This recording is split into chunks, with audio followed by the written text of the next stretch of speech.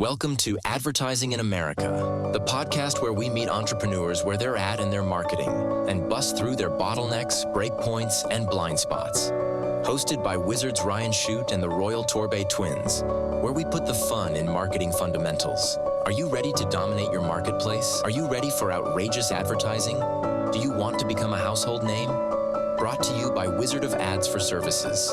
Visit us at wizardofads.services to book your free strategy session with Wizard Ryan Shute today.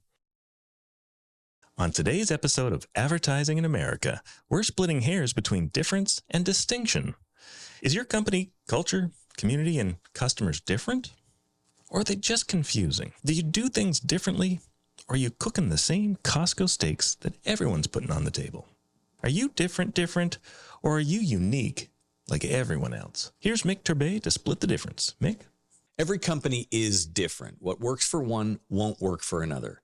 If your advertising experience comes from simply watching ads and drawing your own conclusions, it's easy to oversimplify. Got a great idea for a beer commercial? Call Budweiser. If they don't buy it, try Heineken. Beer is beer, right? Those of us in the marketing business know that what motivates a Bud drinker is very different from what appeals to a Heineken drinker. There's real value in big agency thinking, and not just for international brands. In any small business, there are aspects that make one different from another. Those differences can be the key to a message that resonates. Real matters.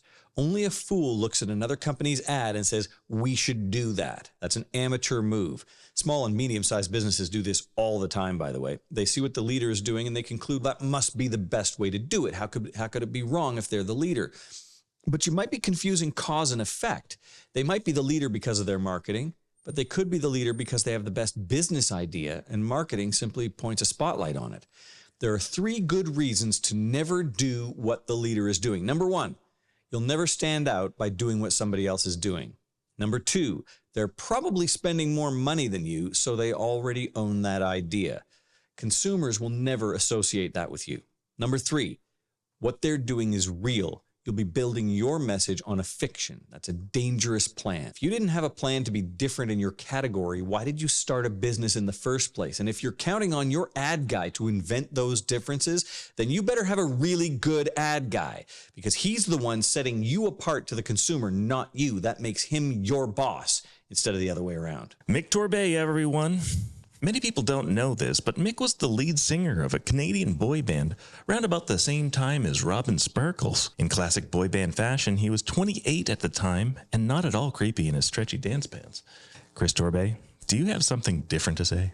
I hope your company is different. I hope you have something unique and interesting and differentiating that I can build a campaign around. Unfortunately, most companies gleefully justify this with something they think is differentiating, but really isn't. Almost every company I've worked for in home services, for example, has said, what sets us apart is our people really care. Those other guys, they're just doing the work, whereas our people, they really want to help.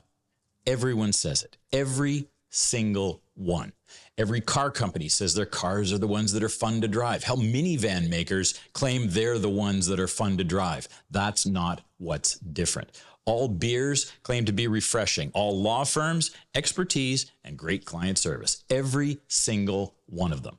That thing that you think is differentiating is actually the most common thing in companies like yours. But the troublesome part of this is when they think they're cautioning me that I'm going to have to rethink the way I do my job. This product is aimed at chartered accountants, so your typical ads won't work. Well, these are numbers guys with facts and figures and spreadsheets. You know, they're nerds about boring tables of data. Yeah, and at the end of the day, they go home and watch the football game with a bud and a bag of Doritos. Their job is boring and nerdy, but their brains aren't wired to respond better to boring and nerdy messaging. They respond to interesting, compelling, memorable advertising just like everyone else.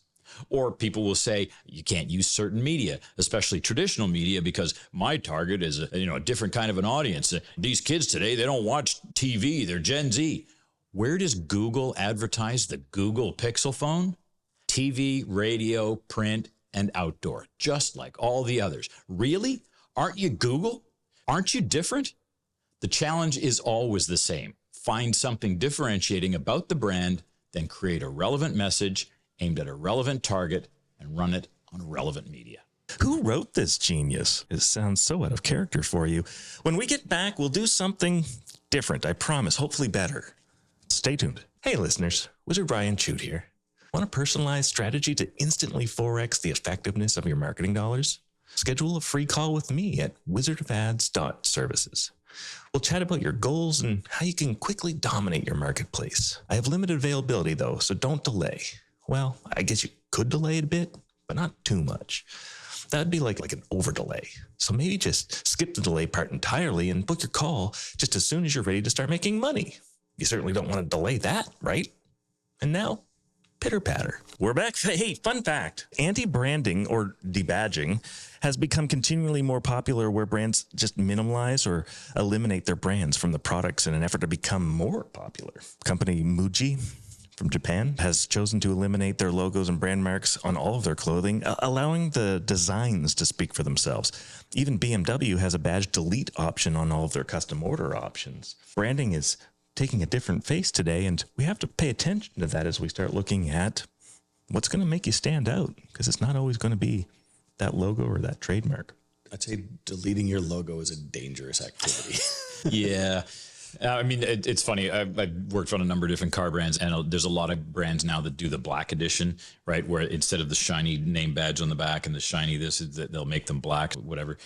What is critical to that is that the other branded aspects of that vehicle design are perfectly obvious. So BMW, I'm sure they will have the double square grille, right? So they may take the blue and white airplane propeller off, but you're darn sure there are going to be other things that people who know will still know. Well, and there's a certain level of exclusivity to that. There's a certain level of cachet, of status that goes along with those things. It's like the secret right? menu at Starbucks, right?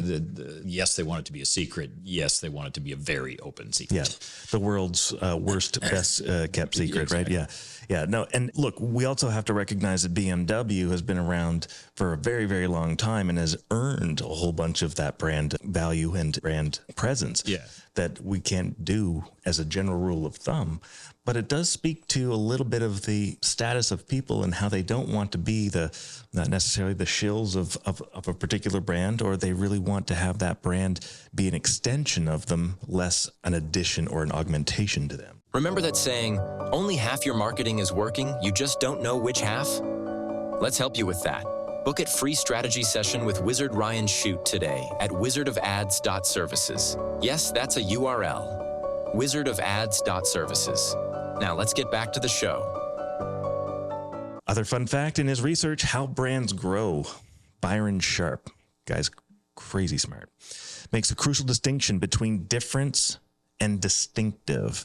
And I love this aspect of what Byron Sharp talks about. Sharp argues that the old ways of marketing focus on differentiation, trying to create a product that is fundamentally different or better than competitors. And that can ultimately become misguided in some situations. We have to kind of pay attention to that. Most people don't see a brand as radically different one to the other. If they see 10 home service companies in a town, they feel like they're all plumbers, they're all HVAC guys, they're all kind of basically the same thing, right? Same thing with insurance companies and all of these different things. To the average person, they're all the same, right? And Sharp argues that the key of brand growth is not to be different, but to rather be distinctive, right? And distinctiveness stands 600 feet above the competition.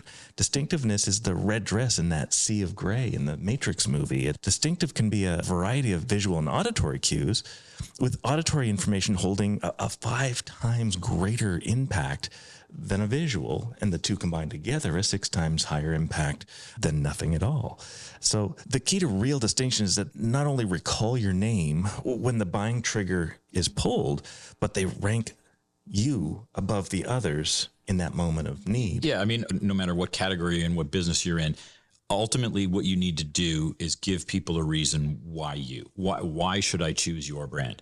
Now, whether it is a brand that is truly differentiated, if I'm looking for a lager, I kind of want a lager to taste like a lager, right? I'm looking for something that is very same, but I still need a reason to choose your lager over another lager. And so maybe that's another distinction. Maybe that's what your brand stands for. Maybe it's the things that it sponsors. Maybe it's the way the bottle is styled. I don't know what it is. You are always looking for a reason why you, and those reasons why this table stakes things that everybody talks about. Right. It can't be refreshing, right? That is by definition not a distinction or a differentiation, but you cannot exist without some reason to pick you versus the ones that I don't pick. You don't want it to be a dice roll, or your odds are 1 in 6. I'd say distinction is number 2 of the 3 things that every ad must accomplish. Number 1, get noticed. Number 2, get noticed for something specific. Number 3, get noticed for something that matters.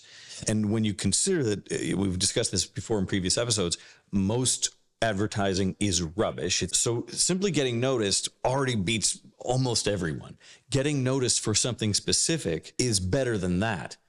But when we're putting together an advertising campaign, we're actually trying to take it to that 3rd level of getting noticed for something that matters to the consumer, something where the consumer would say, you know what, maybe I'm going to go with you. Well, and I like the aspect of that. You put a little hesitation in there, and that's actually crucial too. We have this conversation all the time about being transactional versus relational, and people probably default to transactional. You got the lowest price? Cool. Until you raise the issue of, well, who's going to stand behind that guarantee? Who's got better trained people to install something, or whatever your differentiation is?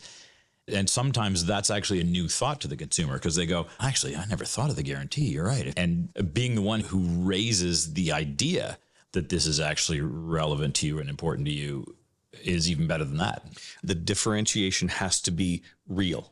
Real matters. And here's where a perceived differentiation will completely fall apart. If you're a business owner and you think this is the thing where my company stands apart, the real test to find out if you're right is, would your competitor agree with you? If your competitor would disagree with you, then probably the thing that makes you distinctive in your mind ain't distinctive at all in your category. And you're about to spend a whole lot of money saying a thing that people would either not believe or would believe of anyone. You know, in your example with home services, my people really care. You really truly believe that in your heart. Okay, if I called up your competitor and say, so at Dave's Plumbing, like, do their people really care as opposed to your guys who are just kind of phoning it in and punching the clock every day? And if he'd say, no, actually my people really care, it's like, then it wouldn't differentiate. And if you think that there's no real places where that happens, there's 100 examples of that. Morris Jenkins, a very famous HVAC company in Charlotte, North Carolina, they're open until midnight. Well, if I said to his competitor that closes at 6, is Morris Jenkins really different because they stay open until midnight? They say, yes, they stay open longer than we do. Like, we close and he doesn't. That's actually true. Okay, you can build a brand on that. So when you're trying to consider, is this a true differentiator? If your competitor would disagree with you, probably ain't true. Well, this really makes me think about the difference between beliefs and values. You know, Manly Miller, one of our partners, is an absolutely brilliant mind, a minister in New Orleans, absolutely fascinating story and a brilliant mind. One day he's having dinner with Roy and I, and we're having a conversation about beliefs and values. He says, you know, Ryan, your values are what really matter here. Your beliefs are actually completely worthless. And I said, that's an interesting perspective from a minister. I said, tell me more. He says, I think we can all agree that justice and mercy are equally profoundly true. Nobel Prize winning physicist Niels Bohr once said, the opposite of a profound truth is very often another profound truth. And what Manly was getting at was like, hey, Ryan, you believe that justice and mercy are both equally true. And I said, no, you're absolutely right. I said, it really depends on which side of the table you're sitting on. He goes, fair enough. If I'm the alleged murderer, I want to have mercy. And as the victim's family, I want to have justice. True value is doing what's hard, what's inconvenient for me in the face of an option. Beliefs are conveniently interchangeable. Right? So depending on which side of the table I'm sitting on, it's going to have an impact. Why does that matter? Because if I'm going to do the hard thing, that hard thing is going to be the thing that my customers, my audience, my people are going to see value in. My true value comes, my distinctive value comes from that really, really, really hard thing to do. The inconvenience of Morris Jenkins staying open late. With 1-800-GOT-JUNK, just point and we'll take it away. It's highlighting the convenience factor. It's highlighting the thing where we can elevate your status, right, for some sort of sacrifice. Well, and often doing what is necessary within your business to be able to say something absolutely boldly like that. We give the best customer service. Well, you can't quantify that. But if you can do something concrete, like stay open until midnight, there's a business sacrifice to that. But what it allows you to do is to say something distinctive. We are the latest operating company. And we really do have to get away from baseless claims like 100% satisfaction guarantee and no lemon guarantees to putting some sort of consequence on it for it to really hold weight with anyone. But then we actually have to do the thing we say that we're going to do. Yeah, right. And don't ask your advertising company to try and make you distinctive unless you're willing to make some sort of sacrifice to actually change your operations or construct your operations in order to create a distinction. Well, and that's true distinction, I think, because everyone's willing to be different when convenient, but very few people are willing to be distinctive when it counts. Here's a really important point, which is a business owner wants to make a particular thing be known to them, but then if you hold your feet to the fire, they actually can't do it, and yet they still want to talk about it. Right. And so what they'll end up doing is having these qualifiers, right? There's an insurance company that I see the ads for all the time on Jeopardy, where it's insurance for older people who might have health problems and they don't give you a medical. So you can get life insurance with no medical. And what they say is our rates are among the lowest. Okay, well, if you're not prepared to say our rates are the lowest, I'm thinking that the person who wrote that commercial originally said, and our rates are the lowest. Thus, you should call us instead of anyone else. And somebody on the freaking committee said, sometimes, quite often, we're not the lowest, and so we can't actually make that claim. Then shut the fuck up about it, because that's not a good thing to talk about. When you say our rates are among the lowest, you have just told me there's someone with rates lower than you. Right. Why would I go with you when you just told me you're not the lowest guy? Right. Talk about something else, for goodness sake, except for rates. I think this leads us to the hopefuls out there, where they're trying to say, look, fair play is something that people are looking for. They see us as trustworthy. We have a client right now that is deeply invested in doing very custom work around the air conditioning of the home, hot and cold, by adding extra insulation, doing energy audits, doing all of those things. And that's a highly custom tailored solution. It's very high touch. It's much more complex than swapping out boxes of air conditioning equipment.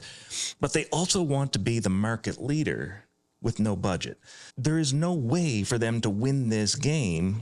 There is absolutely a way for them to be a profitable, successful company that serves the needs of few, but not many, because the average ticket is going to be 2 to 3 times higher, and it doesn't make sense for most people in that marketplace. So while it's very hopeful that they want to be this astoundingly big company, it's unlikely that they're ever going to be the big company in town. It's much more likely that they're going to be an incredibly profitable, very well-run, highly efficient company that's going to make good money doing a great job on those clients who actually do care. And our job would then be to lift up that one big thing to make them care. But they can't win it on 2. I think probably one of the more important points that you raised, though, is that when you're trying to come up with something that is going to make your business distinctive, make you stand out, if you can come up with something and it seems easy to do, that ain't it. By definition, if you say, I could totally do that, no problem, then you've missed the boat, because either it's not something unique to your business, or you could be copied just like that. I don't know that's ever happened to any I'm just saying it needs to be something that's hard. If you don't have to have a meeting about how the hell are we going to pull this off, then it's probably not really that distinctive. It might actually be one of those table stakes things that Chris was talking about, where it's like, well, at our insurance brokerage, what we do is we shop the business to get the best rates for you. Oh, like every other insurance broker. What an insurance broker does. It's actually the job. That's the job. We're not only dancing with the danger of table stakes, we're also dancing with the danger of answering the question that's never been asked, right? The idea that somebody wants the more expensive option is very, very difficult to be convincing of without a big budget, rather than being the brand that they're willing to pay a premium for, because you're delivering a level of convenience, you're demonstrating a higher level of empathy, of competence, that have people go, those are my people, I trust what they say. If it costs a little bit more for me to do that, I know that it's going to be done the first time, which then still leads right back to convenience. In these more service-based businesses, that becomes a much bigger deal. When we're talking about Lululemon pants, what's the difference? Well, it makes my ass look fabulous. The distinction of Lululemon, particularly when they first came out, was the type of fabrics that they were using to be able to create that distinction walking down the street. I mean, it's interesting though, and I mentioned two things in my opening too. There's that aspect of it. The number of times we've been told by a client that we're going to have to rethink the way we approach their project because somehow their business is different than other businesses. And people always think it's interesting in the advertising business from the agency side, the number of times people say, we got to find a copywriter who's got experience in the such and such sector. When I was in the big agencies, they referred to certain creatives, oh, he's a beer guy, or he's a car guy, or, you know, there's this sort of like, he's got to know, or kid guy. You know, for children's advertising, interesting because there's a lot more regulation around it. Beer advertising has regulation around it. So there's certain ideas you can't do because it's a, you know, alcoholic beverage. And so there's ways you can communicate and ways you can't, but they're pretty simple. But there's this whole sense that we got to have somebody who has experience in that market. The challenge is always the same. What are we talking about? What are the competitors? You know, what is the thing that we do different that's going to appeal to a consumer? And what are the restrictions that we have to work around? But the game is the same, right? And the game is the same. The specifics are different. Mm-hmm. The challenge is the same. The muscles that it exercises is the same. But generally speaking, the challenge to a creative person, find a distinction, find an interesting way of talking about it. It's the same challenge. Well, what, you know, where my head goes with what Chris just said was, how many points of distinction does a company need to really stand out? Is it better to have 100 different things that we can tell customers that overwhelm them with reassurance that we're the right solution? Or is it better to focus in on the power of one? I think consumers are much better at remembering one thing. And so if that thing is, we've got a secret recipe of 11 herbs and spices that nobody else can recreate, boom, there you go. Now you got something. You can actually build an empire on that. You're asking too much of the consumer to remember the three things that you're good at. And that's very difficult, especially for small and medium-sized business owners, because you cannot have a successful business where you're only good at one thing. That simply doesn't happen. You probably have to be good at 4 or 5 things before you're doing it so well that you've gone from just being a very, very small operation to one that can afford a major advertising campaign. Yeah. The hard part is when you say to the client, I know you're good at 5 things. We're going to talk about one. Why? Because consumers want to put you into a box, a very narrow box, and we want to help them get you into the right one. Because if we don't help them do it, they will do it themselves, and they might not choose the right box. Yes. Right? We don't want them to choose the expensive box. We want them to choose the convenient box. We can fix your water heater today. Okay, that's something I can work with. And if you've got that, great. And the simple virtue of the fact that convenience costs money is inconsequential, because they're willing to trade their money to recover their time, not just today, but in the future. Well, and sometimes business owners have a thing that really makes them different. They don't know it, and they don't know how big a deal it is. And in a sense, that's part of why our uncovery process is so time consuming, because you have to dig in. I remember I was teaching at Wizard Academy, and I met a guy who owned a bunch of apartments, many apartment buildings. He had a maintenance guy. He was a very good organizer. If a tenant had a problem with their water heater, they could call Jerry, and Jerry would have that water heater fixed within 24 hours. And he's really, really proud of how well that worked. I said, do you ever talk about how he can get things fixed in 24 hours? He goes, oh God, we'd never talk about that, because, you know, every once in a while, Jerry can't get it done in 24 hours. So that's a pretty terrifying thing to do. And I say, well, you were just telling me how smart Jerry was. You know, you've got 200 or 300 units that you run. And how often in a year does Jerry not get it done in 24 hours? He says, maybe once, maybe twice, like 400 units. And he can't do it once or twice a year. I said, why don't you tell people that when you are renting from us, if we don't get your problem fixed in 24 hours, we'll give you a free month's rent. And he was like, oh my God, I'd never do that. It's like, you just told me. You're going to give out 2 free months rent a year. That's nothing. To be able to say such a clear and outrageously differentiating thing to say to people, like when you're a tenant, when you're a renting person, the nightmare is, oh, the toilet's messed up. And I called my landlord. He's like, oh, I'll get to it. And a week later, it's still not working.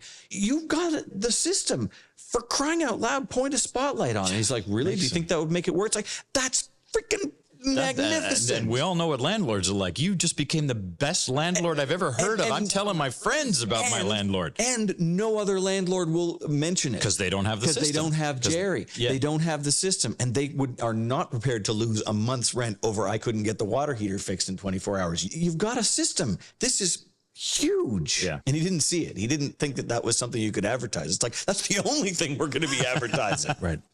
Other than that, you're just a landlord. You just cash checks, man. Well, and therein lies the blind spot. One last blind spot that I also noticed fairly consistently when we're talking about the difference between distinction and difference is cute and clever up against strategic entertainment, right? There is a huge difference between cute and clever and strategic entertainment. And sometimes we do get into the trap, something we saw not long ago, a few years ago, in one of our client cities that came up first, your wife is hot billboards. Oh, that's hilarious. Yeah. Your wife is hot. Anybody's logo for an air conditioner at the bottom. Yeah. Bingo. Right. Non-ownable. Yeah. I Nothing mean, distinctive The at Holy all. Grail is actually to find a distinctive message, a distinctive something you can position, and then position it in a way that it has to be linked with you, so that if you remember the idea, you remember the person who said the idea. Exactly. Well, and that was kind of the point I was making in my intro. If you have a good idea for beer and it would work for Budweiser and it would also work for Heineken, it ain't that good an idea for beer. Yeah. When, as you guys always constantly talk about in the value proposition of retention and recall, if we're standing at the water cooler the next day and we can't remember the name of the company, we thought it was cute and clever, we had a little jibber jabber about Yeah, it, you but can't wait to talk about how funny the joke was, but you can't remember who it was for. right, what was the point? And did it do the thing that marketing is supposed to do? And I would argue that it probably isn't. No, because it missed number 2. Get noticed, get remembered. Yep. Get remembered for something that matters. If the name of the business is not getting remembered, the whole thing failed. From table stakes to raising the stakes, every business is indeed different, but are you being distinctive? Being cute and clever captures attention, but rarely keeps the attention, right? Being strange and incongruent with your brand is different, sure enough, but does it do the job of locking into the chemical memory of the mind? That's what really matters in our perspective. I've traveled around the world, 12 countries, 4 continents. I've been all over the place. And what I've come to realize is that cultures and economies, without a question, do change and affect the behaviors of buyers. But psychology and biology of people do not. We can really, truly rely on those universal truths and those standards that we can continue to go back to, but we have to look at it in a way that has durability in the brain. When you can figure out how to speak those universal truths while standing tall, that's when you're actually going to be distinctive. Until next time, this has been Advertising in America. Same bat times, same bat channel. We'll see you then. Thank you for joining us on Advertising in America. We hope you enjoyed the show and captured a nugget of marketing magic. Want to hear more? Subscribe, leave a review, and share this podcast with your friends. Do you have questions or topics you want us to cover? Join us on our socials at Advertising in America. Want to spend your marketing budget better? Visit us at wizardofads.services to book your free strategy session with Wizard Ryan Shute today. Until next time, keep your ads enchanting and your audience captivated.